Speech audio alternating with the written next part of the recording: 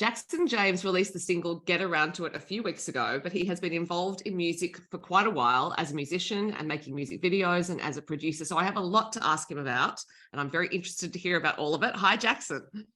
Hi, how are you? Great to be here chatting with you. I'm very well, thank you. But as we speak, you are in Nashville, Tennessee. So I'm going to ask you what has taken you there? I'm over here with my partner, Melanie Dyer. She's on CMA Fest, and I'm a full-time member of her touring band. So I'm over here to play guitar with her and hang out with some great people and just suss it out, and might even move here one day. Who knows? The logistics of taking a band to Nashville, rehearsing, all that kind of stuff. I imagine in a city as busy as that, where there are so many working musicians, even getting rehearsal space might be tricky. It is. I think there's so much going on here, and Mel's been here many times, so she's got lots of friends over here, and actually the entire band is made up of Aussies who are either based here or they're traveling over for other reasons as well. And I'm the only full-time one from Australia that's come over with Mel, but that's also because we needed a holiday as well. So you factored in a bit of extra time. That's good. Yes, we're over here for 3 weeks minimum, hopefully a month. Because I know you have to be back for the Big Red Bash, which I believe is in July. It is, yeah. So we'll be back, kind of like late June, ready to travel out there for that one. So that's an amazing gig as well. So can't wait to get out there again. Yeah, it's a great example of how far music can take you, literally to the other side of the world, but also around Australia. And part of me is wondering whether the Big Red Bash is possibly logistically harder than getting to Nashville, CMA Fest. It's a bit of a trek. I think last year when we went out there, it was a flight from Port Macquarie to Sydney to Melbourne to somewhere, and then somewhere to Birdsville. It was a massive trip, and we were exhausted by the time we even got there. Yeah. But it's well worth it. You get out there and there's nothing like it. It's in the middle of the desert, literally. Mm-hmm. And do you find when you play those big festival shows, regardless of the country, that it takes a certain type of energetic ramping up? Like it's quite a different deal to playing a pub or even a larger venue, indoor venue.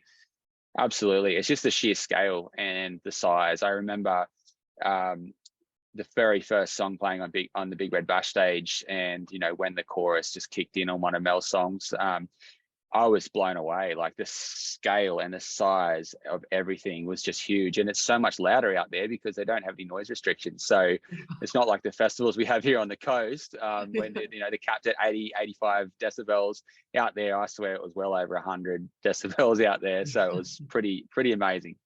I'm not sure how you hear anything in the foldback when it's a festival like that, but I guess you're used to it. Yeah, well, the stage is so big and it's so wide, and it pushes so much air out that you can almost hear yourself singing with your own ears on those stages, because the actual source of the volume is spread so wide. Right. So it's not necessarily loud on stage, but you can just hear the volume out in front of you. Yeah. How exciting. So you've got all of that ahead of you, because CMA Fest at the time we speak has not taken place. So now you have an extensive background in performance generally, playing your own material as well as playing with other artists like you play with Mel. I'm wondering when your musical life began.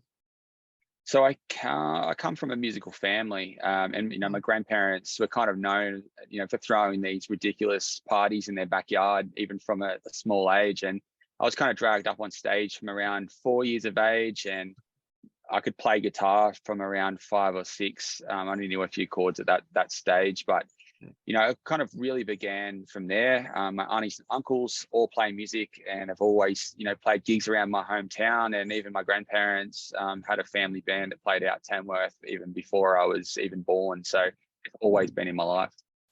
So it must have felt, did it feel like you had a choice, or maybe you didn't need to have a choice? It's what you wanted to do. I didn't have a choice as far as it's just who I am. Like that's the reality, like I have a lot of other areas that I also love and skills that I work in, but music's always the thing that I really like. I just love, and that's always the calling. I'd have a bit of time out, whether it's I'm busy with other work or everyone goes through that too many gigs slum, and you just kind of need a bit of time out to reevaluate. And I get through that point and I just miss it so much. So it's just it's a calling that I have to do. Were you in a band at school or the school orchestra or anything like that? I did. I had a band all the way through high school, and we actually played sort of like punk rock, Blink 182, Rage Against the Machine, all that kind of stuff. And yeah, I didn't really get into like proper, coastal and country music till I was probably in my 20s, I reckon. Okay. And what, was there a gateway artist that got you into country music? There was definitely, my family they all love country music, and growing up, it was always, Slim Dusty, Merle Haggard, all the traditional stuff growing up. And I spent all my teenage years trying to avoid country as much as possible because it wasn't cool. And then I started, my training in structural engineering and architecture, and the office manager gave me I think it was a greatest hits collection of Garth Brooks, and it was that album that I had on repeat that really gave me an insight into modern pop country at the time, and I was hooked at that point. I'm going to come back to your other professional background because I have a few questions around that, but I'm wondering when you started writing songs. I've always composed music, even from a young age. I think I composed my first music in grade 6, so I would have been around 12 years of age, and then started writing music from around probably 17 or 18, and working with other artists as well, writing on their tracks. It's been a great, I love collaborating as well, but music's definitely, I have a stronger production and music theory writing background than lyrics, so it's something I want to get a lot better at. I love telling a story, and everything that I do in my creative life is about telling a story. So yeah, just love it. So, because I did actually have a question about you collaborating, because I know that you write with a lot of artists like Hudson Rose, with Melanie. So it sounds like when you co-write, you tend to handle the music side more than the lyrics at the moment. It depends on the songs. It depends on what's needed at the time as well. But yes, I have in the past done more production and music writing. In the past. I think, because as you said, your family's musical, you've been steeped in music since you were a child. It's a beautiful obsession, I guess, to love music so much, but it is something that, yes, can absolutely take over your life. So you did find room in your life for other professional training. You're an architectural draftsman, I understand. So what made you decide to get into that?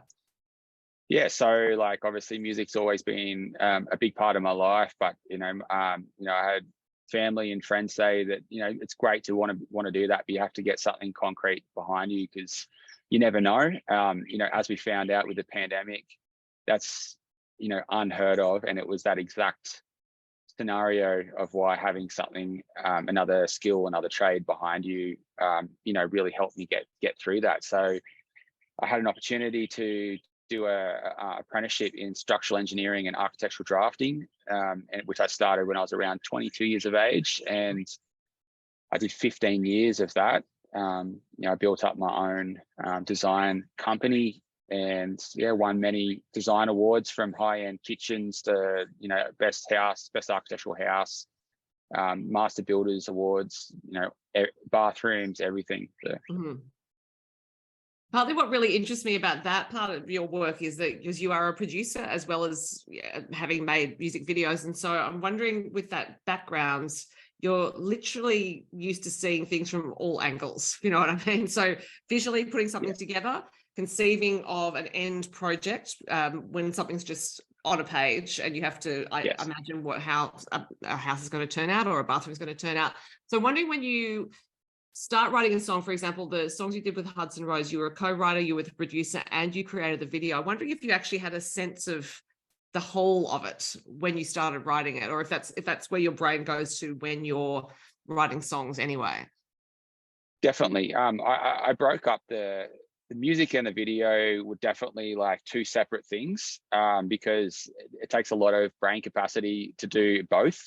So we started off with the music, but I I can't help it. Even when I'm writing, or even just playing guitar, I'll come up with a really cool, an interesting chord arrangement, and I'm already hearing the rhythm section. I'm already hearing lead parts. It's just in my head, and that's also my biggest downfall, because you get fatigued, like mentally fatigued, because you're thinking about so many things. So you almost have to just allow yourself to do it very quickly, without overthinking things, and know that you can come back to it later and refine. I'm a perfectionist, and sometimes like that just sort of like holds me back. And I think a lot of perfectionists can understand and relate to that. So yeah, definitely with Hudson's stuff, it's like a house. You start from the foundations and you build your way up. So we started with the bass chords, and then put down the melody, and then we start to figure out chordal changes under it, and then we build from there. If it needs an interesting hook, or a banjo or something, then we find what works for that.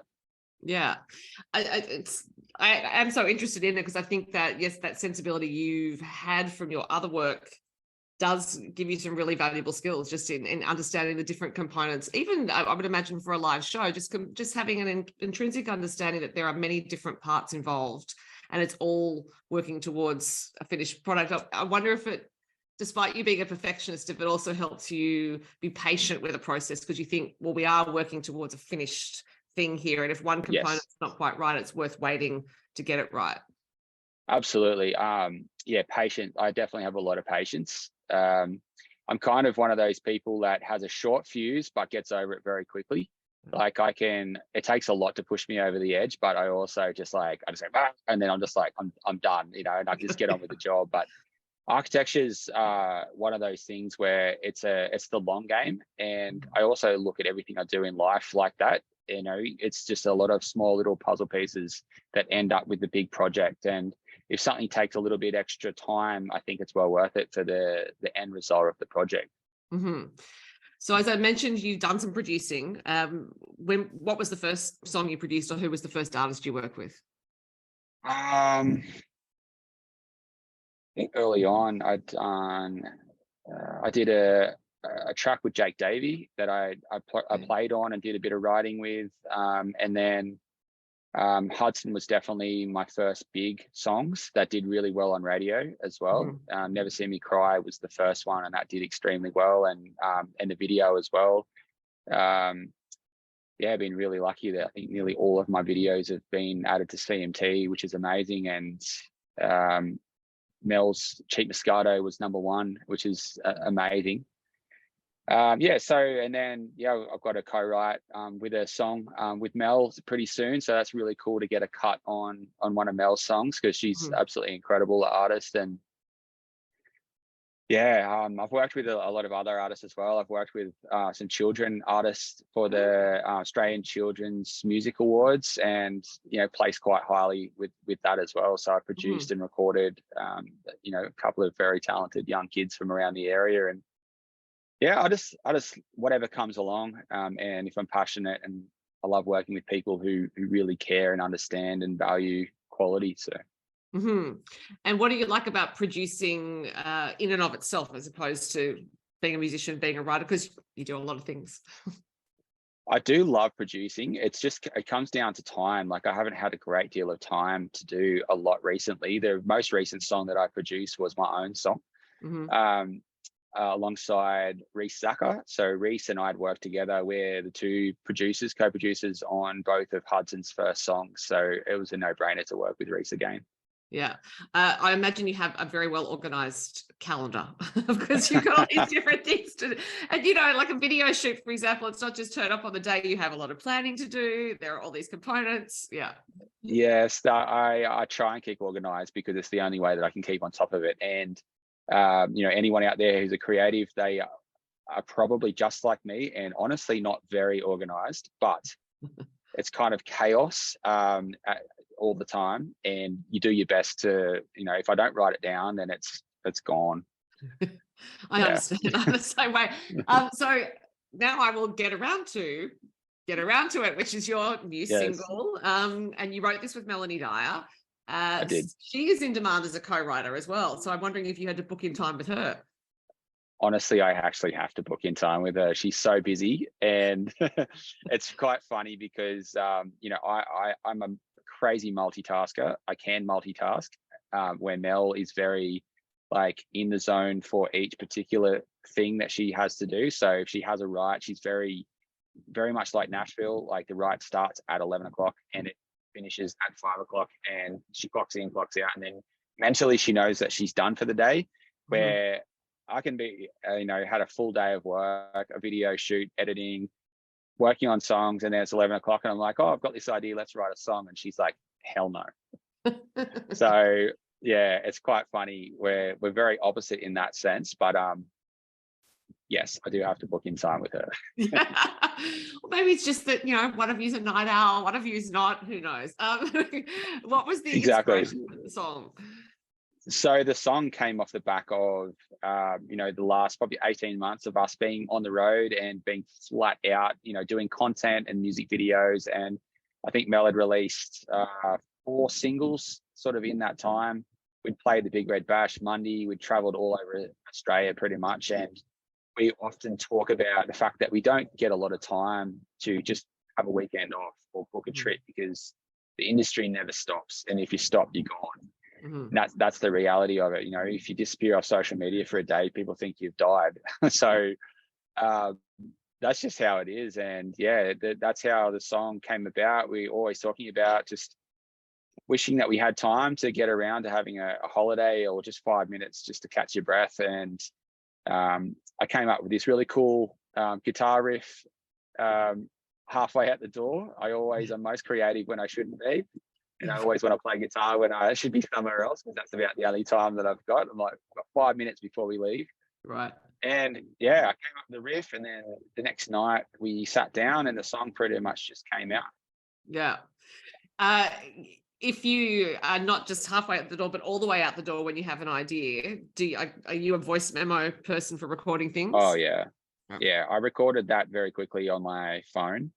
And then often my favorite thing to do, I used to do this quite a lot when I had free time on Saturdays. I used to record voice memos, or I'd make half decent scratch demo tracks recording, and then I would go for a long drive on Saturday. I'd take a notepad and pen, and it's something about driving and moving, but you're not overthinking about anything. And I feel like it's the rhythm of movement that helps me let ideas flow. And that's something that I used to do quite a lot. I need to get back to doing that because it's fun. Yeah, it's interesting what you just said, the rhythm of movement, because for some people it's walking, but so many songwriters have said that driving the car is when ideas will come, and then they have to pull over and get the phone out, record a voice memo, that sort of thing. So yeah, I'm maybe some studies have been done about it, but it seems to happen a lot.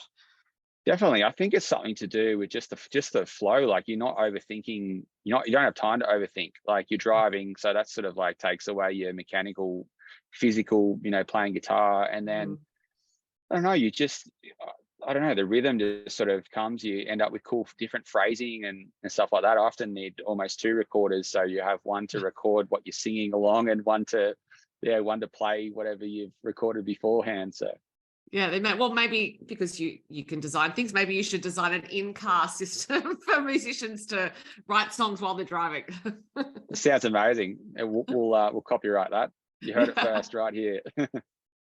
But what you said about not having spare time, there is so much changing for musicians. It's streaming and making sure you're keeping up the pace there. And then, as you said, if you're off social media for a day, people think that something's happened to you. I do often think there are so many different demands on your attention and your time that it may feel a little unsustainable at times, actually, even for a musician who doesn't have as many different tasks as you do. Just that whole sense of being pulled here and there is tricky, I think.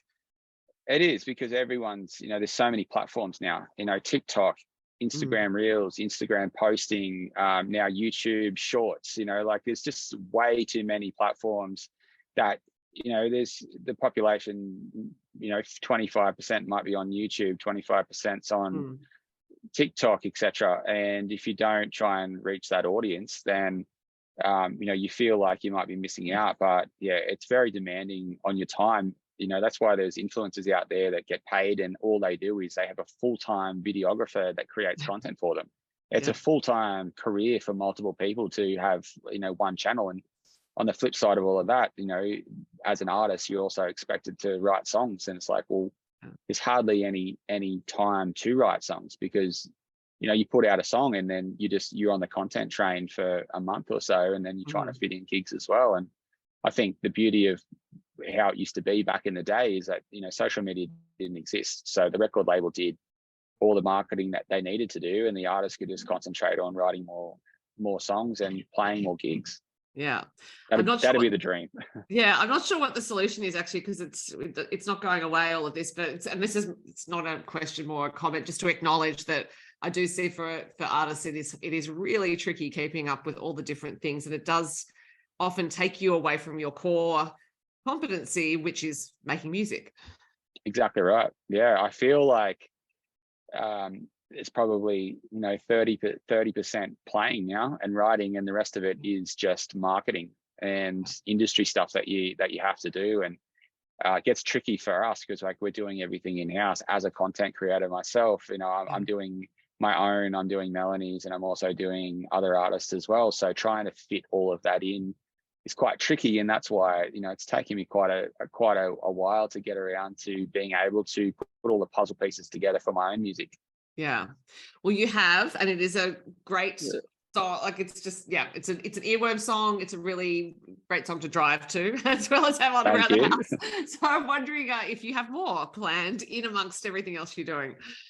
Absolutely, we sure do. So I've got another 2 singles that are ready to go. I think they're solid songs, and great second, third songs after get around to it.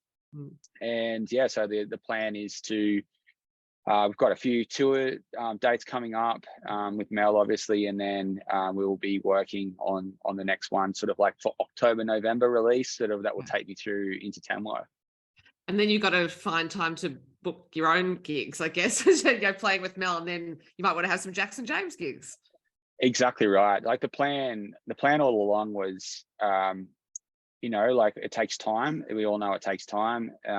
You don't sort of appear overnight. I've been working and chipping away like everyone before me. It's a 10, 20, 30 year process to do it, and to get the right team around you. I've got an amazing publicist, Jules from Wild Heart, and just having all the right people in your team, and to show you how to do things properly. I think that the wait is worthwhile. And I feel like I've had the experience now to be able just to do it and take it all on without feeling overwhelmed, because it's a lot to take on this industry. It is, but for those of us who love music, it's always fantastic when we hear great music, and I so appreciate all of our Australian country music artists who produce great songs like you do. Jackson, it's been so interesting to talk to you. I look forward to what's coming next. Have a great time at all of these festivals. Will do. Thanks so much for having me.